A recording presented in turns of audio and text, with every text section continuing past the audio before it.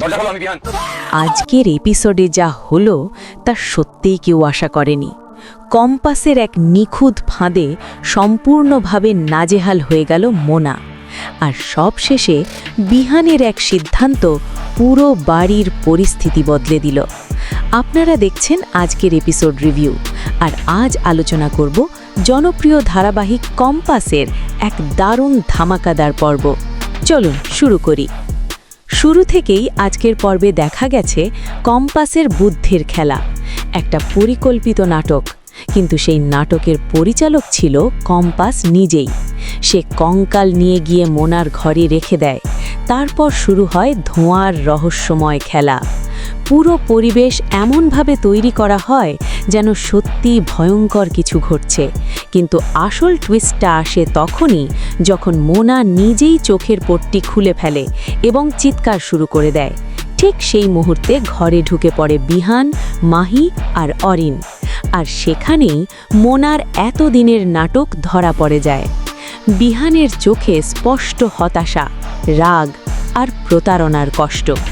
এরপর যা হলো সেটাই ছিল আজকের এপিসোডের সবচেয়ে বড় মুহূর্ত।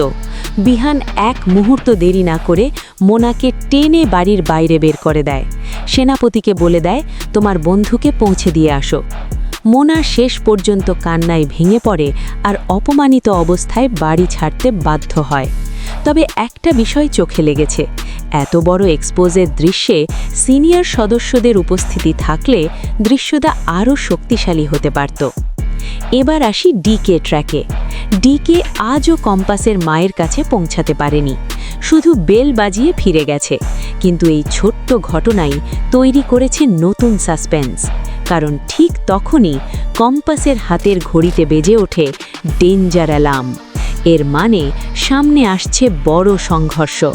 আগামী পর্বে হয়তো আমরা দেখব কম্পাস ছুটে যাচ্ছে তার মা বাবার কাছে, আর ডিকের সঙ্গে শুরু হতে যাচ্ছে সরাসরি লড়াই। গল্প এখন স্পষ্টভাবেই ক্লাইম্যাক্সের দিকে এগোচ্ছে। আপনার কি মনে হয় ডিকের সঙ্গে কম্পাসের লড়াই কতটা ভয়ঙ্কর হবে? আর মোনা কি সত্যিই বিদায় নিল, নাকি আবার ফিরবে নতুন ষড়যন্ত্র নিয়ে? এই ধরনের প্রতিদিনের প্রফেশনাল ড্রামা রিভিউ পেতে এখনই চ্যানেলটি সাবস্ক্রাইব করুন, ভিডিওটি লাইক দিন আর কমেন্ট করে জানিয়ে দিন আপনার মতামত। পরবর্তী পর্বের বিশ্লেষণ নিয়ে খুব শীঘ্রই আবার হাজির হব। ধন্যবাদ।